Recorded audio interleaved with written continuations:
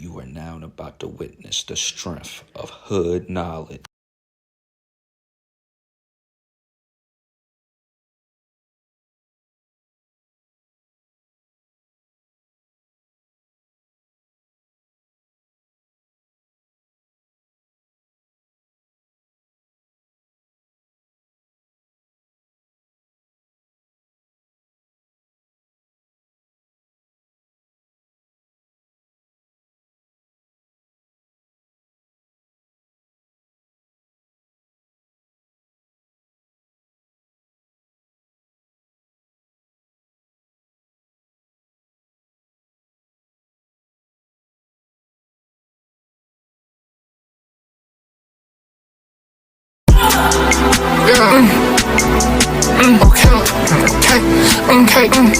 It's us. TV, as y'all can see, I'm on a different aspect of YouTube today. Today I'm gonna be taking y'all on the gems of how to be an entrepreneur as a young black college student, a young black man. Got that. But today I'm here with Jamal Charles. I go by Jam with a Camel. My brand is Jam with a Camel. Okay. So I got a couple questions, nothing too major. Got you. So the first question, introduce us, like, who are you, where you come from? Got you. All right, just run it back. So I said my name is Jamal. I go by Jam with a Camel. My brand is Jam with a Camel. Born and raised Baltimore City. Come time like towards high school. I actually went to high school in Delaware. And What part? it's like Delmar. I was really close to Salisbury, if you're familiar. Okay. Yeah, like I ended up at Salisbury all the time.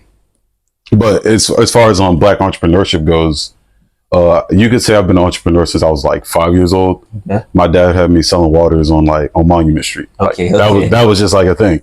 You feel me? Yeah, and the money I made, that I didn't get all the money back, and I think there was a lesson in that. I never got all the money back. You're never gonna get all the money in life. Yeah, I just got a little bit to go to the store after the fact. But okay, he showed you how to manage your money. How that you'll never get everything, especially taxes. Yeah, yep. You can never cheat. You can never cheat the federal government. Yeah, for some reason. You'll never get around the IRS. Yep.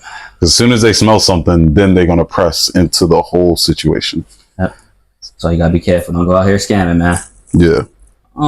Next question is, what is your brand? My brand? Yeah, brand is Jam with a Camel. So essentially, all of this is magnifying to its total final point. I've rebranded probably 2 times, but I'm a podcaster first. Okay. Podcasting as a hobby. A lot of people, there's like a they terrible just with it. Yeah. I mean, it's fun. Like that's it. But there's a whole connotation like stop podcasting, stop. Like if you're a creative person, like you should be doing whatever you want to do. Yeah, exactly. Like YouTube is a different aspect of a podcast. Yeah, it really that's all. Yeah, video. It's video. The video element on top of it, and that's where there's contradictions with podcasts because the podcast is supposed to just be audio, but you can call it a podcast on YouTube. You can do whatever you want. If you're creative, you can literally do whatever you want. But really, it started off as T-shirts. Actually, T-shirts. Okay. I'm running all the way back actually. So Jam with a Camel was a nickname that I came up with in high school. Okay. Like all the athletes had like a thing. It was on like Bradley Blueberry or fucking. What made you come up with that? Camel, because it was different. Okay. People did the first letter in the name to match the first letter of whatever it was. So I said like Bradley Blueberry. It'd be like Justin the Jackalope, like a whole bunch of random shit. And everybody's making their Instagram guys. So I was like Jam with Camel. Nothing wrong with Jamal. So Jam with Camel. My name is Jamal Childs. Just playing with it. Okay. But from that time, I was in pretty much like a computer science class, and we were making they used to teach us how to make merch. It was kind of like an art class but for computers. And, like graphic design. Graphic design, yeah. Okay. So I was making T-shirts. I was literally making clothes in high school, and I went to if you can't tell my voice, yeah, I got a different kind of tone of voice. I went to high school with a lot of white people. Okay. I was younger. I was also really scared. I didn't want to go all the way, but that's where it started. And that's where a lot of people mess up. You scared. And you don't want to give it a chance, but you just gotta push yourself. That one step, that one video, that one idea. You just keep pushing it. It's gonna eventually come back to bless you. Because if you operate based on what you know and you stay there, you'll never figure out the things you don't know. And you already set yourself up with so many barriers because you're scared to get out of what you know.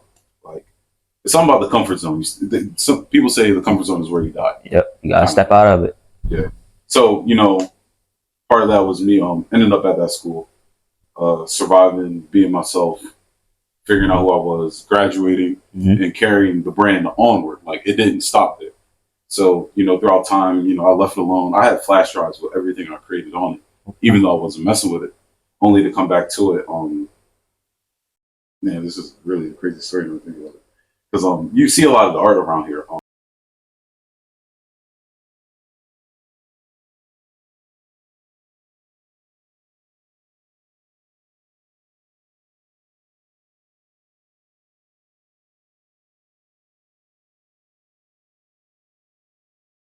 Yeah, These are all designs in a way. Like in my mind, these are all prototypes for what I was going for, and it just led to me like doing things over and over and over. It's like 4 camels down here until I got to the perfect one that's like up in the window.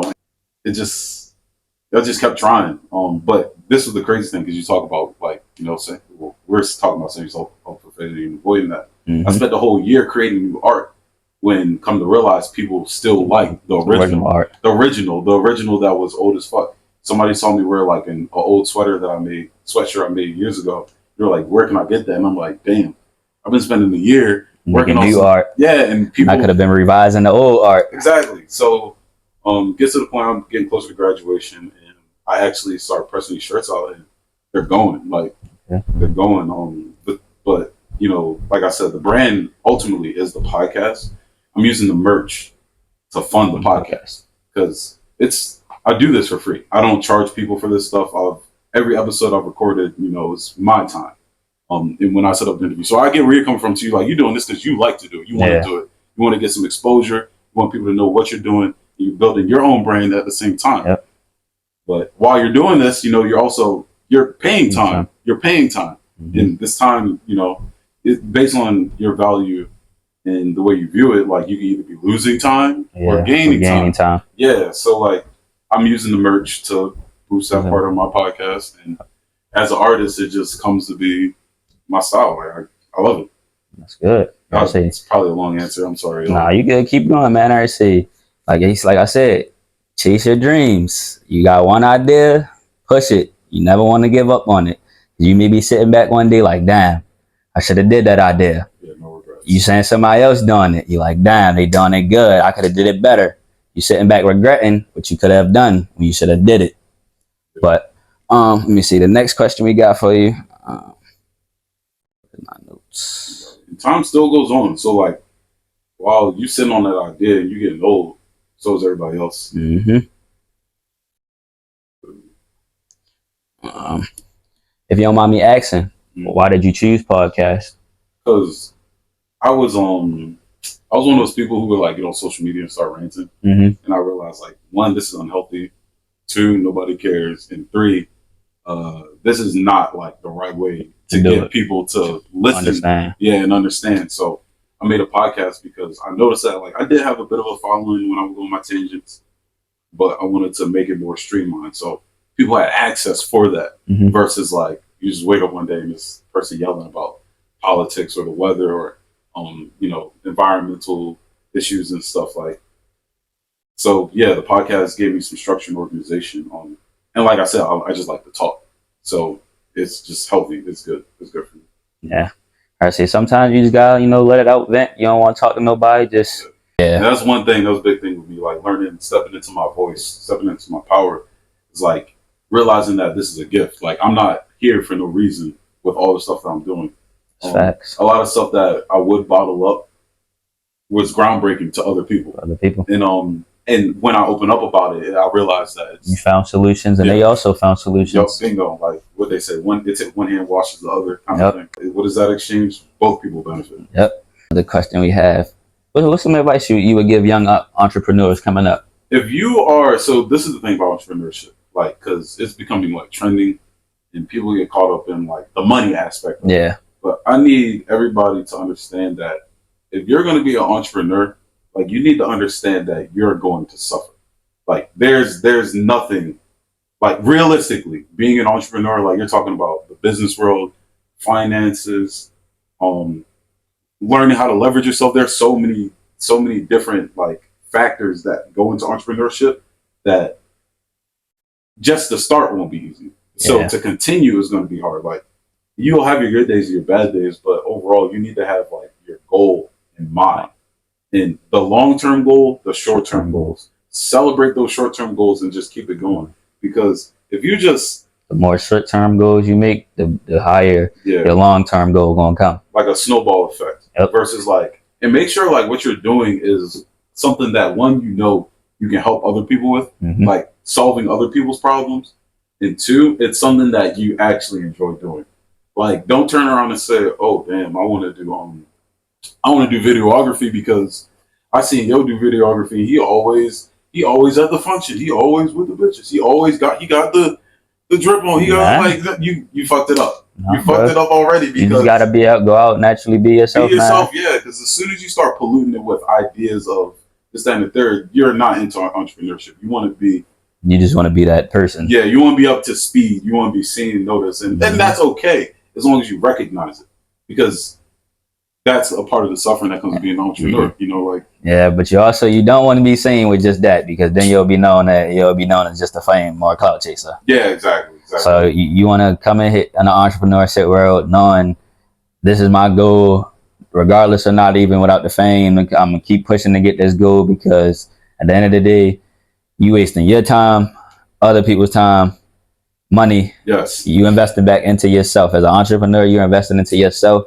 You're investing into your decisions. So if you're not making very smart decisions, and you know eventually I'm not gonna meet my goal, or I know I can't handle this, just don't do it. But if you know I'm gonna get up every day, I'm gonna keep going. Forget what the comments say. Forget how you feeling. The engagement. How many people tap it or like it or whatever. You feel me? If you have a pool of people who care about what you do, keep going. Keep going, man. That's literally all you need. Because, like, you know, me being a podcaster, right? Like, what? I don't make money from podcasting because I have to average like 1,000 downloads a month. Yeah. That's crazy. I just started this. Same thing with YouTube. Like, yeah, it's one of those things. You got to either already be there or get to it. I'm not about to race to get there. Yeah. So you figure out the things in between. And the biggest thing to me was like, all right, so example, highest amount of downloads I ever got, and this is still impressive to me. I don't care what anyone says. Highest amount of downloads I got is like 102. 102 people said, I want to save this on my phone. That's good. Yeah. Whereas, like, all right, every episode don't hit the same. So you gotta find out like what from the last episode hit from made it this high. Yeah. Like, all right, cool. Let me see how I can make it the same, but also a different topic to build the same aspect. Yeah. Make more people engaged and view. Exactly. That's what you gotta do on YouTube. I say just because people not clicking on your video, subscribing or liking, it'd be hard.